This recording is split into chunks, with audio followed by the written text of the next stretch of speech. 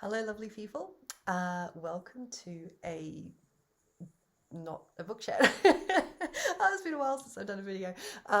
Yes, welcome to a little bit of reading aloud.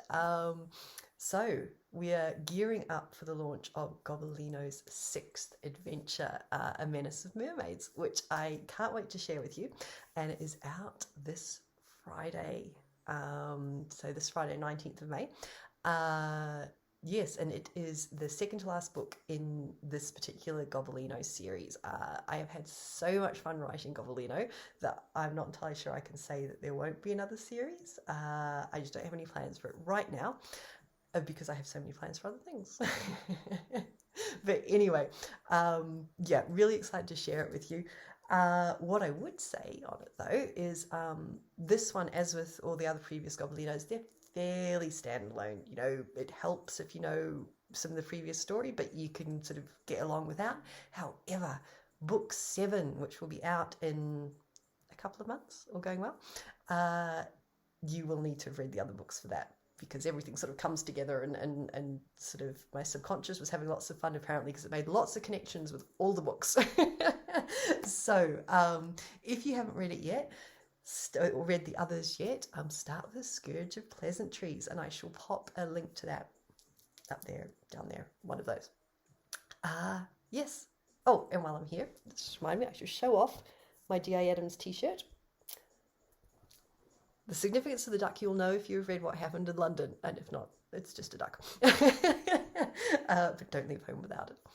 So, right. Yes. If you have not read the first 2 chapters of Gobbelino London, and you would like to, if you're sort of wondering, you know, cat, mermaids, pirates, don't know about this, the first 2 chapters are on the blog. Again, I will link to those. But I am not going to read the 3rd chapter. I am going to read a short story that goes with the book. As you'll know, all the Gobbelino books have short stories which go along with them, which you can download at the end of the book. Just as all the Beaufort books have recipes.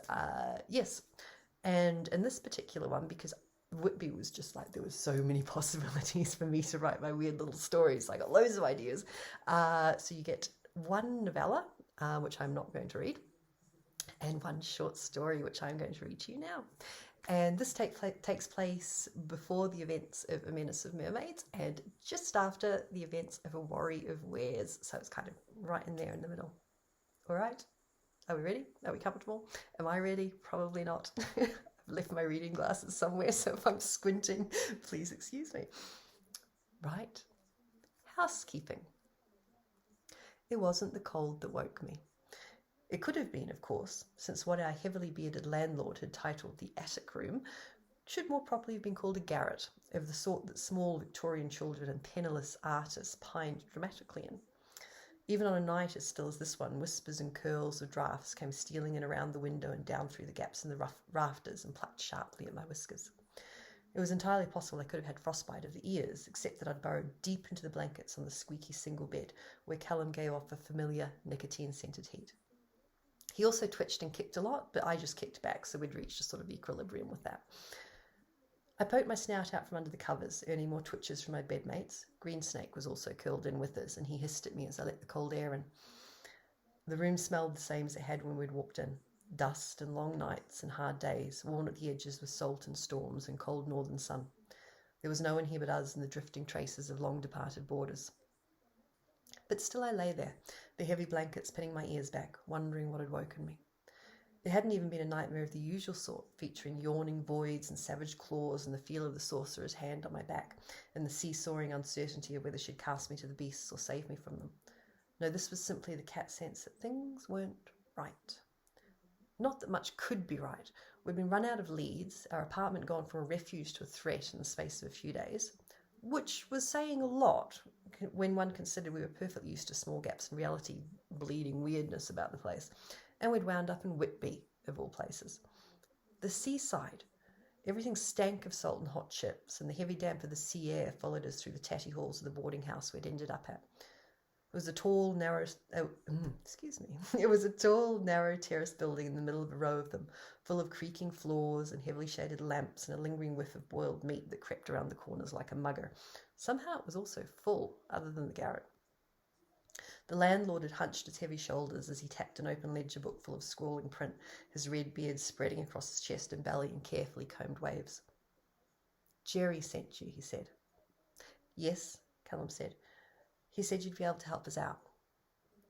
Help us out, as in give us accommodation where no one seemed inclined to firebomb us, snack on our bones, or throw us into a void, hopefully at a reasonable price. I've only the one room," he said. "It's a bit of a climb." He thought about it. "Can you pay?"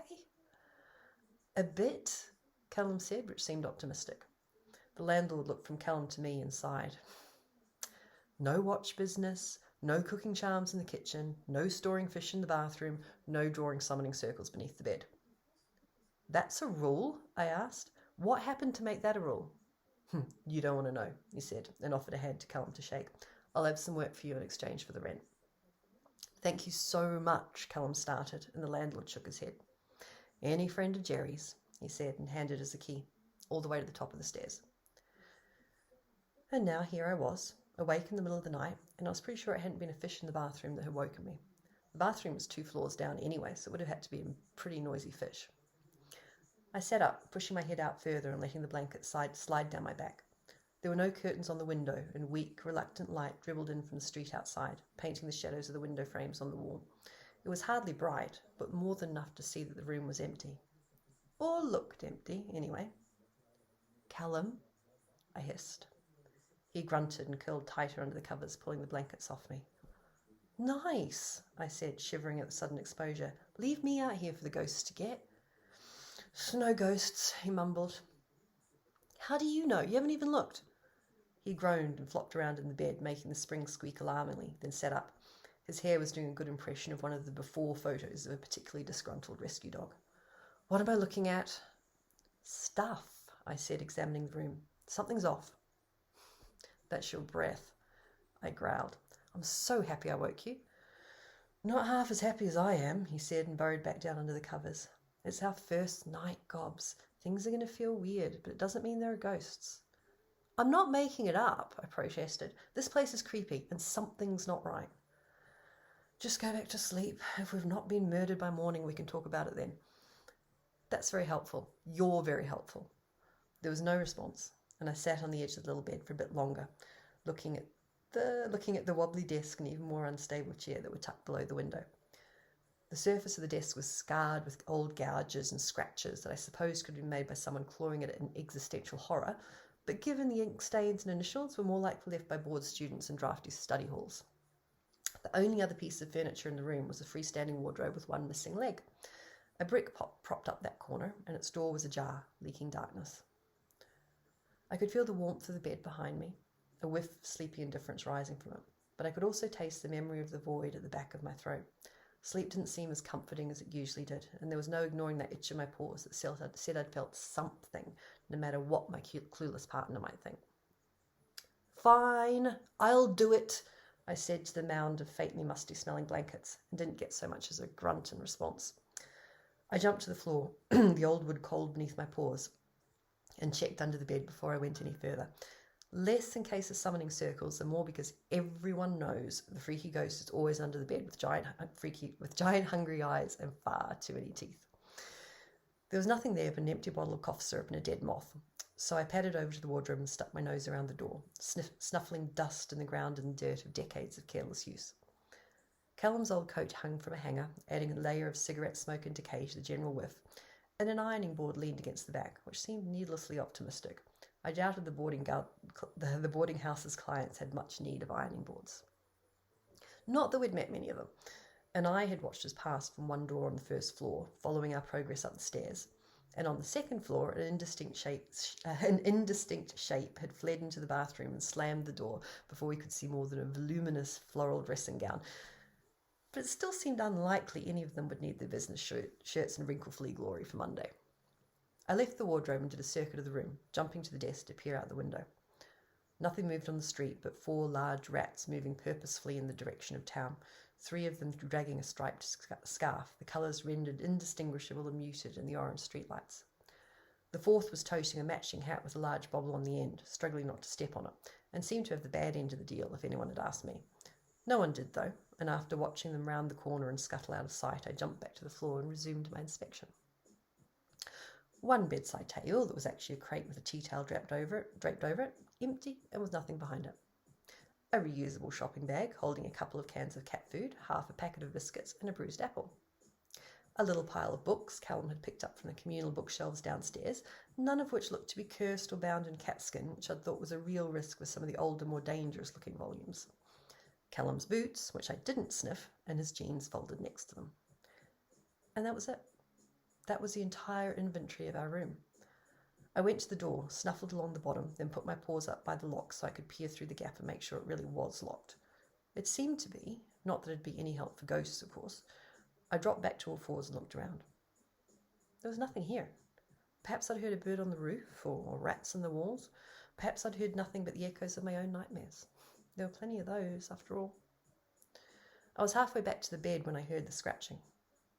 I stopped mid-step, the fur on my spine rising. Scritch, scritch, scratch. I swiveled to look at the wardrobe.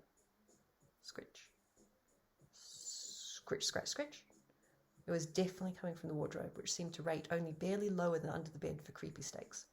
But I'd just checked it. There hadn't been anything in there. Scratch. I dropped my belly toward the floor, eyes on the softly gaping wardrobe door, and prowled forward a few steps. Scritch, scritch, scritch. Whatever was in there was getting a little enthusiastic, and I wondered briefly if wardrobes could get fleas. It sounded like nothing so much as someone having a good, satisfying scratch at a clump of bites. Or something toothed and clawed trying to force their way out to take a bite out of the tasty titbits in the attic room, which, given my luck, seemed more likely. Scritch, scratch, scritch. Callum? I hissed, and the scratching paused. There was no reply from the bed, and I tried a little louder. Callum! Scritch, scratch, scritch, scratch, scritch. Scratchy started up again with even more enthusiasm, and my tail joined the hair on my back in stating its objections. There was still no response from the bed, and I hesitated, reluctant to look away from the wardrobe. But Callum was a larger mouthful for any hungry ghost, so I took a careful step in that direction.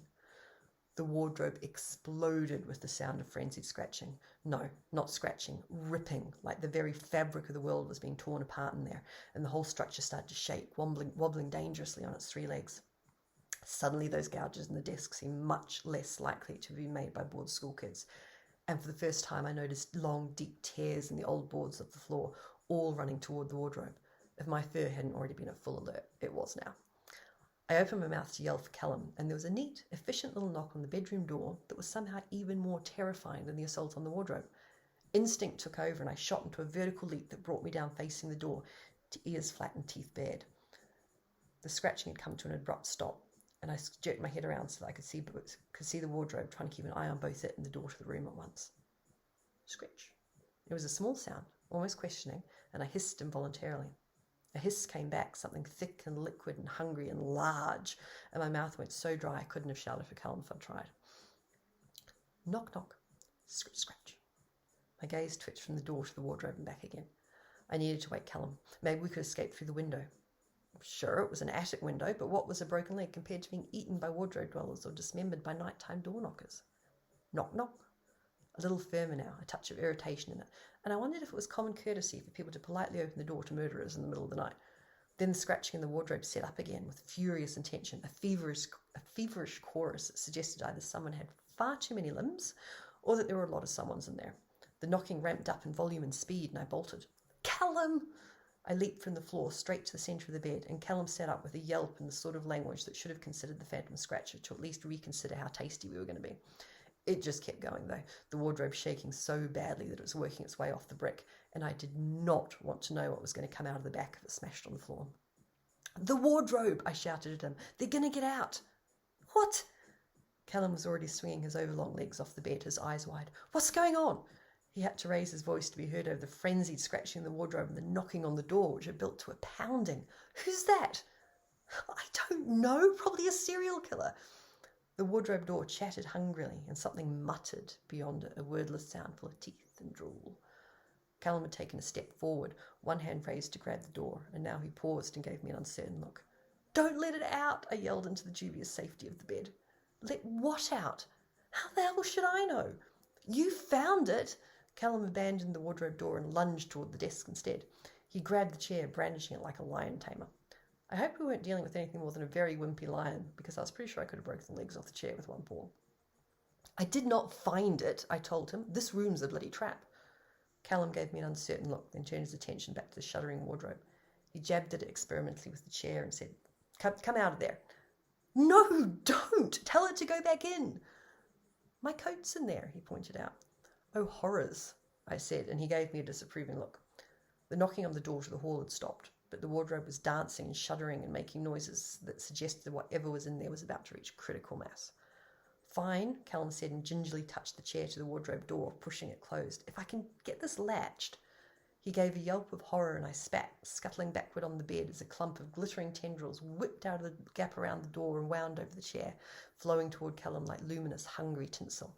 He tried to pull away, but whatever glitter monster was in there wasn't half as fragile as it looked.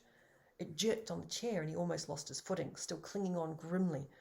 There was a momentary and very one-sided tussle. Then he let go and scrambled back as far as the tiny room would allow. The tendrils pulsed and coiled, some lifting to scent the air while the others cheerfully dismantled the chair. We should go, Callum said, grabbing his jeans off the floor. Seconded, I said. Housekeeping, a new voice said, and we both shrieked. Callum hopped about on one leg, the other tangled in his jeans, and I stared at a small form framed in the doorway, a collection of keys clinking in one hand? Paw? The hall was even darker than the room, and all I could see was a child-sized silhouette that seemed oddly hairy. Housekeeping? Callum managed. It's 3 a.m. Also monster, I pointed out, which seemed more important. One moment, please. The figure marched to the wardrobe, a spray bottle in one hand and a small broom in the other, and started squirting the tendrils with a business-like air. The wardrobe shook with frenzied motion, but this time it seemed to be more panicked than excited. A faint whiff of lemony cleaner drifted to us, and the pieces of chair clattered to the floor as the tendrils writhed in alarm. A moment later they'd retreated into the wardrobe with the huffiness of a disturbed sea anemone, the door slamming shut behind them. Housekeeping said, and turned to look at Callum. Terribly sorry for the inconvenience, but can you open the door for me? That door, Callum asked, pointing at the wardrobe. Yes, please. This won't take a moment. Callum and I looked at each other, and I shrugged. Housekeeping seemed to know what they're about. Why don't you open the door, then? No thumbs, I said. Handy? I thought so. Callum scowled at me, but padded barefoot across the floor and stopped next to Housekeeping, who barely came up to his waist. I just open it? Yes, please. Then hold it shut behind me. Behind you. If you don't mind. Right. Callum looked at me again, and I tipped my head at him. He was on his own with this one. He reached out and opened the door, and Housekeeping lunged forward with the broom and spray bottle brandished. They vanished into the wardrobe, and Callum slammed the door on them. There was a moment's pause, then the whole thing started to shake and shudder and rattle, echoing with the clash of teeth and claws, and the thunder of furious hooves, and a chorus of infuriated screams that made my ears go so far back I think I strained something. Are they okay? Callum asked, leaning forward as if he were about to ease his grip on the door. Don't open that, I shouted at him. That seems like a really bad idea. They had a spray bottle. And a broom. Don't forget the broom.